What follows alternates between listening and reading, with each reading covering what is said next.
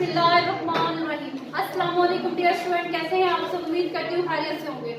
Student, हमने 9th biology का chapter number 4 start किया हुआ है, सेल्स और टिश्यू, जिसको हम स्टडी कर रहे हैं। आज का जो हमारा लेक्चर है वो है कुछ इसके टिश्यूज के बारे में।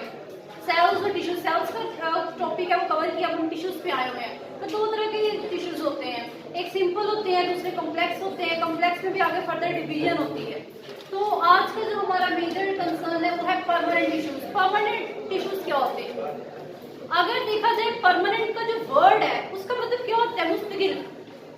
ठीक है, मतलब ऐसे टिश्यू, टिश्यू पहले क्या होते हैं? ठीक है, परमानेंट का मतलब तो हो गया मुस्तकिल।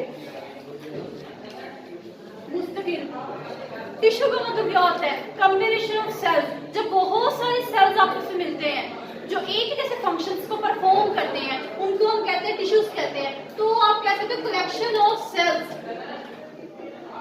या एक्युमुलेशन ऑफ सेल्स। सेल्स के मिलने से क्या बनते हैं? टिश्यूज बनते हैं। अब ऐसे टिश्यूज जो मुस्तकिल रहते हैं, अब मुस्तकिल रहने से क्या मुराद होती है? देखिए जरा, these are originate from the meristematic tissue. ये ऐसे टिश्यूज होते हैं जो मेरिस्टेमेटिक टिश्यू से ड्राइव किए जाते हैं। यहाँ पर देखिए जरा, these are originate from the meristematic tissues। ये मेरिस्टेमेटिक। अब मेरिस्टेमेटिक टिश्यूज कौन से होते हैं? ऐसे टिश्यूज जिनके अंदर एबिलिटी होती है to divide, ability to divide. ऐसे टिश्यूज जिनके अंदर एबिलिटी होती है, जिनमें सलाहियत होती है तकसीम होने की, ये उनसे ड्राइव किए जाते हैं, ये उनसे बनते हैं। देखिए जरा, these are originate। ओरिजिनेट का मतलब होता है वजूद में आना, किसी चीज का बनना, किसी चीज का कायम रहना। तो ये these are originate from the meristematic tissue। जितने भी मेरिस्टेमेटिक यानी कि ऐसे टिश्यूज जिनके अंदर एबिलिटी होती है डिवाइड होने की, उनसे ये ड्राइव किए जाते हैं। तो these are originate from the meristematic tissues। लेकिन हमने तो यहाँ पे बात की कि ये परमानेंट टिश्यूज होते हैं। तो यहाँ पे तो ये जो मेरिस्टेमेटिक होती है वो तकसीम होने की सलाहियत रखते हैं, तो फिर ये परमानेंट कैसे हो गई? इसका मतलब ये है this cells in the tissues have the not ability to divide. उन्होंने कहा ये बनते मेरिस्टेमेटिक से ही है, मेरिस्टेमेटिक सेल से ही बनते हैं, लेकिन बनने के बाद ये क्या होते हैं? मुस्तकिल रह जाते हैं। इनके अंदर जो बिल्कुल भी सलाहियत होती है तकसीम होने की वो रुक जाती है।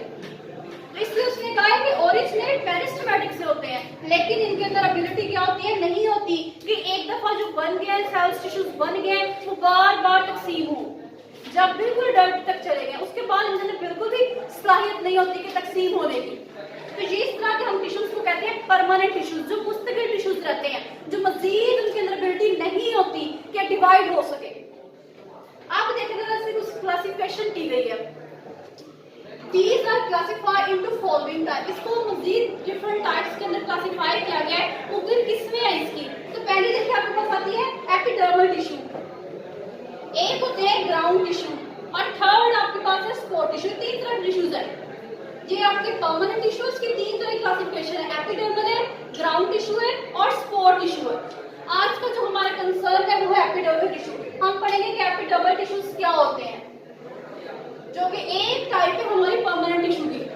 तो स्टूडेंट देखिए जरा, और एपिडर्मल टिश्यू जो होते हैं, it is composed of single layer of cell. ये सिर्फ सिंगल लेयर होती है सेल्स की, उनसे मिलकर बनते हैं। That cover the plant body, जो पूरी की पूरी प्लांट की बॉडी को सराउंड करते हैं, घेरे हुए होते हैं। ठीक है, तो एक चीज है ये सिंगल लेयर है, बिल्कुल सिंगल लेयर होते हैं, और दूसरा क्या है? कवर करते हैं पूरी की पूरी प्लांट की बॉडी को। ठीक है, पूरे ऑर्गेनिज्म की जितनी भी बॉडी है उसको सबको कवर करते हैं, उसको ढांपते हैं। तो ये इसलिए कहते हैं एपिडर्मल का जहां भी वर्ड है उसमें अपर वाली साइड, ऊपर आता है। एपिडर्मस का मतलब ही क्या होता है? ऊपर वाली जेल। तो यानी कि ऐसे टिश्यू जो अपर वाली साइड पे होते हैं, ऊपर वाली साइड पे मौजूद होते हैं, जिन्होंने क्या करना होता है? इसको ढांपना होता है, कवर करना होता है। अब कवर करने का जिस तरह हमारी बॉडी है, इंसान है, इसके ऊपर स्केलेटन होता है, ढांचा होता है। इसलिए क्या किया होता है? पूरी बॉडी को क्या किया हुआ है? सराउंड किया। अब ढांचे के ऊपर क्या होती है? जिल्द होती है। ये किससे बनी है? आपकी जो स्किन है, ये भी एपिडर्मस जो सेल्स होते हैं वो मिलकर आपकी स्किन बनाते हैं। इस तरह प्लांट के अंदर भी ये सीन होता है कि उनमें भी क्या होते हैं? एपिडर्मल सेल्स होते हैं जो टिश्यूज बना रहे हैं, एपिडर्मल टिश्यूज होते हैं, पूरी की पूरी बॉडी को सराउंड करता है। तो यहाँ पे देखिए जरा, it act as a barrier between the internal tissue and the environment. जब एक सेल है उसके ऊपर आपके पास लेयर आ गई है, किसकी लेयर आ गई है जी? आपके पास आ गई एपिडर्मल टिश्यूज। ये सारे के सारे एपिडर्मल टिश्यूज की लेयर है। और देखे जरा, अब ये सारा आपका बाहर वाला एनवायरनमेंट एक्सटर्नल साइड है, ये आपकी सारी की सारी इंटरनल साइड है। एक्सटर्नल और इंटरनल के दरमियान एपिडर्मल लेयर, एपिडर्मल लेयर मौजूद है, किसकी, टिश्यूज की एपिडर्मल लेयर मौजूद है। तो यहाँ पर उसने देखे it act as a barrier, एक तरह की रुकावट है। ये देखे जरा, ये सारा इंटरनल सरफेस है, कि जितनी भी आपको नजर आ रही है ये सारे का सारा पोर्शन जो है ये इंटरनल सरफेस है, इंटरनल सरफेस। फिर ये जो सारी सेल्स है ये कौन से, एपिडर्मल सेल्स हैं, और ये बाहर वाला सारा का सारा जो एरिया है ये आपका क्या है, एक्सटर्नल हो जाएगा, ये एक्सटर्नल है। तो उन्होंने कहा कि it act as a barrier, एक तरह की रुकावट है दो चीजों के दौरान, बिटवीन इंटरनल टिश्यू, अंदर वाले टिश्यूज के दरमियान, एंड इन्वायरमेंट, और बाहर वाले माहौल के दरमियान।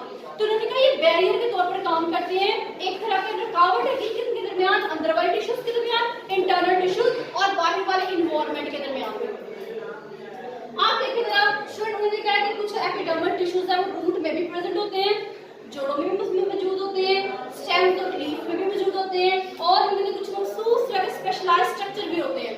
तो ये देखिए रूट्स के अंदर क्या होते हैं, जो जड़ों के अंदर ये होते हैं responsible for the absorption of water and the mineral. अब ये देखें, हम एक ड्रॉ करते हैं, एक रूट ड्रॉ कर लेते हैं, ठीक है, रूट हमने ड्रॉ की, ये आपके पास एक रूट है, रूट इस तरह का स्ट्रक्चर होता है बिल्कुल, ठीक है, ये आपके पास एक रूट है, ये इसलिए रूट क्या होती है, इसके अंदर से कुछ ना इस तरह के आपको पता है स्ट्रक्चर्स निकले हुए होते हैं, ये आपके पास स्ट्रक्चर्स निकले हैं रूट के अंदर से। अब जब इसके ऊपर क्या होता है, इसके अंदर भी तह मौजूद होती है, एपिडर्मल टिश्यूज भी होते हैं। अब एपिडर्मल टिश्यू से कुछ ऐसे उभार की तरह के ना, बाल की तरह के स्ट्रक्चर्स निकलते हैं, जिन्हें हम क्या कहते हैं, रूट हेयर्स कहते हैं। ये आपके पास ये रूट है, ये कुछ उभार की तरह, मतलब कुछ आपके पास धागे नुमा शाख से निकली हुई है जो सेल मेम्ब्रेन की, इसके अंदर से आपकी जो एपिडर्मल जो लेयर है उसके अंदर से, और इनको हम कहते हैं क्या है, इनको हम कहते हैं रूट हेयर्स कहते हैं। ये आपके पास रूट हेयर्स है। तो यहाँ पे देखिए ये जो रूट हेयर्स होते हैं ये कहते हैं responsible for the absorption of water and mineral. तो ये जड़ें होती है ना, ये क्या करती हैं, ये पानी को और नमकियात को जज़ब करती है, फिर पूरी पौधे के अंदर क्या करती है, सप्लाई करती है। तो इसलिए उन्होंने कहा कि रूट्स जो होती हैं वो रूट जड़ों, उनके अंदर रूट हेयर्स की वजह से बहुत ज्यादा, जितनी ज्यादा रूट्स हेयर, जितनी जड़ें दूर दूर तक फैली होती है जमीन के अंदर, उतना ही वो पानी और नमकियात को ज्यादा जज़ब करती है। तो उन्होंने कहा कि रूट्स जो होती है, जड़ें रिस्पॉन्सिबल किसके लिए होती है, वाटर और मिनरल्स की अब्जॉर्प्शन के लिए। आप देखिए स्टेम और लीव्स में, स्टेम और लीव्स के अंदर भी आपके पास एपिडर्मल टिश्यूज होती हैं, उनकी लेयर मौजूद होती है, तह मौजूद होती है। तो उन्होंने कहा वो जो एपिडर्मल टिश्यूज की लेयर होती है ना, वो क्या करती है, एक सक्रीट करती है क्यूटन, क्यूटन को सक्रीट करती है। अब क्यूटन क्या है, क्यूटन बेसिकली आपके पास क्या है, एक वैक्सी कोटिन है, इसकी क्यूटन जो एक वैक्सी कोटिन है, मतलब चमकदार सी, लचकदार सी, वैक्स सी है। जिस तरह कुछ आपके फल होते हैं उनको गीला, जिस तरह मौसम के अंदर आप देख रहे हो सेब भी होते हैं, माल्टे भी हैं, उनकी जो ऊपर वाली सतह बड़ी चमकदार होती है। क्यों, क्योंकि वो क्यूटिन की बनी होती है। क्यूटिन का जो काम क्या होता है, वो बड़ी आपको चमक देती है, फलों को बड़े अच्छे लग रहे होते हैं, उन्होंने धो के चमका के रखे हुए होते हैं।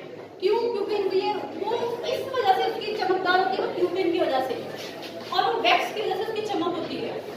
और इसका बेसिकली काम क्या होता है, वो जो तह होती है ना क्यूटिन की, उसने पानी की कमी से बचाना है, पानी का सारा का सारा खारिज ना हो जाए, और बॉडी के अंदर सारा पानी जब निकल जाएगा तो बॉडी डिहाइड्रेट हो जाएगी पानी की कमी की वजह से, वो प्लांट की बॉडी जो है उसकी डेथ भी हो सकती है। तो इसलिए क्या इन्होंने क्या करना होता है, सक्रीट करते हैं, क्यूटिन सक्रीट करती है, जो कि वैक्सी प्रोटीन होती है, जो क्या करती है, प्रिवेंट करती है इवेपोरेशन से, पानी की सारी निकलना, पानी का बुखारात शक्ल में उड़ जाना, इवेपोरेशन कहलाता है। तो जो आपकी स्टेम्स है, लीव्स है, और पत्तों को भी आपने देखा होगा, पत्तों को भी बड़ी चमक होती है, जब बारिश पड़ती है पत्तों के ऊपर एकदम से धूप वाले तो पत्ते चमक रहे होते हैं। क्यों, क्योंकि उनके सरफेस के ऊपर क्यूटिन मौजूद होती है, और वो क्यूटिन क्या करती है, उन पत्तों को चमक देती है। और दूसरा काम क्या करती है, इवेपोरेशन से बचाती है, पानी के निकल जाने से बचाती है, ताकि पत्ते के अंदर सारा पानी ना निकले, और पत्ते के जब सारा पानी नहीं निकलेगा तो इससे क्या होगा, उनकी डेथ भी कॉज नहीं होगी। तो इस तरह इसके दो काम है, क्यूटिन है, उसमें से एक बैक्टीरियर देनी है, और दूसरा काम करते हैं इवेपोरेशन करना, यानी प्रोटेक्शन भी करता है और इवेपोरेशन से भी बचाता है। आप देखिए कुछ स्पेशलाइज्ड स्ट्रक्चर होते हैं, हमने देखा जो एपिडर्मल है, एपिडर्मल जो बैरूनी तह है उसके अंदर से कुछ मखसूस तरह के स्ट्रक्चर्स निकलते हैं, और वो दो तरह के स्ट्रक्चर जो होते हैं अपना, दे हैव स्पेशलाइज्ड स्ट्रक्चर, एक मखसूस तरह के स्ट्रक्चर्स होते हैं जो परफॉर्म करते हैं स्पेसिफिक फंक्शन, जो मखसूस तरह का जो फंक्शन है उसको परफॉर्म करते हैं, इसको हम कहते हैं स्पेशलाइज्ड, जिसे हम कहते हैं स्ट्रक्चर्स। तो हम ये दो तरह के, एक रूट हेयर्स है, दूसरा स्टोमेटा है। रूट हेयर्स हमने देखा कि जड़ों के ऊपर जब एपिडर्मल्स होती है उनको क्या करती है, धागे नुमा साख के बनाती है, इसे हम क्या कहते हैं, रूट हेयर्स कहते हैं। और स्टोमेटा भी आपको याद होगा, हम प्रीवियस लेक्चर में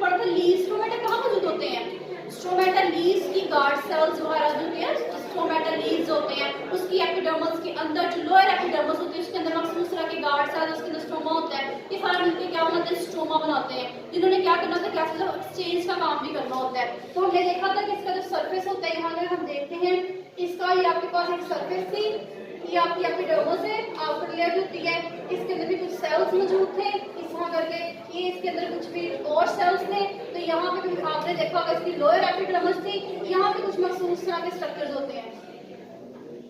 ये जो आपके पास मखसूस तरह के स्ट्रक्चर्स होते हैं, ये हम कहते हैं स्ट्रोमेटा।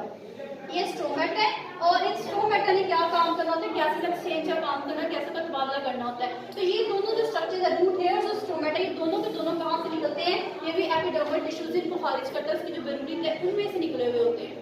तो इसलिए ये स्टूडेंट हमारा स्ट्रक्चर का आज का टॉपिक था। हमारे टिश्यूज होते मेरिस्टेमिक सेल से ओरिजिनेट होते हैं और इनके अंदर एबिलिटी नहीं होती कि मजीद से डिवाइड हो सके। नेक्स्ट हमने इसकी कुछ क्लासिफिकेशन देखी थी, 3 तरह की होती है, एपिडर्मल टिश्यू का, ground tissue, spot tissue. Epidermal tissue को हमने डिटेल से स्टडी किया है। एपिडर्मल टिश्यूज क्या होते हैं, एक सिंगल लेयर की सेल्स की जो पूरी बॉडी को कवर करती है और एक तरह का बैरियर के तौर पर एक्ट करती है, रुकावट होती है दो चीजों के दरमियान, इंटरनल इन्वायरमेंट और जो एक्सटर्नल इन्वायरमेंट है, अंदरूनी माहौल और बैरूनी माहौल के दरमियान एक तरह की रुकावट होती है। नेक्स्ट हमने देखा कि इसके जो एपिडर्मल जो टिश्यूज होते हैं वो रूट्स के ऊपर भी बेरूनी से मौजूद होते हैं, उसकी ऊपर वाली साइड में मौजूद होते हैं, और उसके अंदर से कुछ ना इस तरह के ना फिंगर की तरह की, बाल की तरह के स्ट्रक्चर्स निकलते हैं जिन्हें रूट हेयर्स कहते हैं। बेसिकली इनका काम क्या होता है, एब्जॉर्प्शन, पानी की और मिनरल्स की एब्जॉर्प्शन करते हैं। नेक्स्ट हमने स्टेम और लीव्स में देखा कि प्यूटिन को सिक्रीट करती हैं, और प्यूटिन जो होती है वैक्सी कोटिंग होती है जो कि इन्हें इवेपोरेशन से बचाती है, डिहाइड्रेशन से बचा देती है। और फिर हमने देखा कि कुछ इनके अंदर स्पेशलाइज्ड स्ट्रक्चर्स भी होते हैं जो कि हम स्ट्रोमेटा कहते हैं, जिनको हम और स्ट्रोमेटा और रूट हेयर्स कहते हैं। Thank you.